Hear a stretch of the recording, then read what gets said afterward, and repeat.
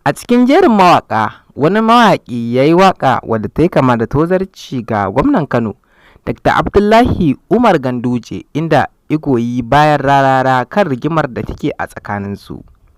To mai sauraro, amma muna roƙonka don Allah, idan wannan shine karanka na farko na ziyarar wannan channel tamu mai albarka, daure ka danna mana subscribing a yace za ka rinka samun bidiyoyinmu zafafa da zarar mun ɗaura. Mun gode da jimirin bibiyarka na yau da kullum a gare mu.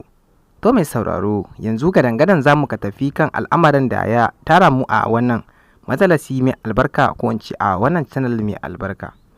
To mai sauraro, a cikin jerin mawaƙan Kannywood, ma'ana manyan mawaƙa da daman su ba su ji daɗin abin da ya faru a tsakanin Rarara da Ganduje ba, a yayin da wasu ke a tsagin Rararan, wasu kuwa na a tsagin Dr. Abdullahi Umar Ganduje, ma'ana gwamnan jihar Kano. To mai sauraro, sai aka sami wani wanda ya fita zakka a cikin mawakan, duk da babu wanda ya taba wani tsokaci kan rigimar tasu, ganin cewa ba shi da abinci a tsakanin rigimar Ganduje da Rararan. Sai dai an samu wani mara kunyan mawaki wanda sunansa bai bayyana sosai ba, ma'ana ba wani shahararren mawaki ba ne.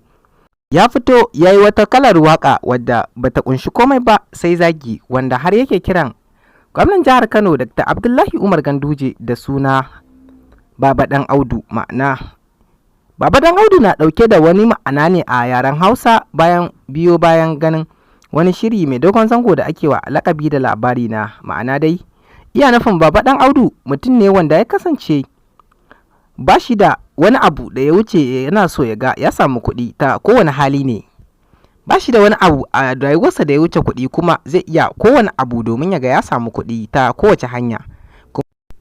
Kuma duk sa'ilin da ya ga kuɗi, ba shi da burin da ya wuce ya ga ya mallake shi ta kowace hanya, ya ga ya samu kuɗi. Baba Dan Audu dai kowa ya san sa a arewacin ƙasar nan. To mai sauraro, wannan lakabi da wannan mawaƙi ya yi wa wannan gwamnan jiha, ma'ana Dr. Abdullahi Umar Ganduje, ya fusata shi matuƙa kuma bai ji daɗi ba. Sai dai kawo har yanzu gwamnan bai ɗauki wani mataki a kan mawaƙin ba, ganin cewa mawaƙin ba wani shahararre ba ne, kuma wanda ya yi domin su, ma'ana wanda ya yi domin shi, ma'ana Rararan, shi kansa bai damu da shi ba, kuma bai samu wata gwagwaba kyauta daga gare shi ba. Don haka shi kansa Gandujen bai yi ta kansa ba. To mai sauraro, kaɗan dai daga cikin abubuwan da ke faruwa a rigimar da ke tsakanin Rarara da kuma Ganduje kenan a jihar Kano. To mai sauraro, ga wani rahoto wanda muka samu kuma daga mazama labaranmu. Mun ƙara samun cewa a halin yanzu Rarara baya jihar Kano, inda yanzu haka yana jihar Gombe, domin zaman Kano ya gagare shi. Dama ta za a ce kai faɗa da mai mulki kuma a lokacin da yake kan mulki kuma ka zauna a jihar sa?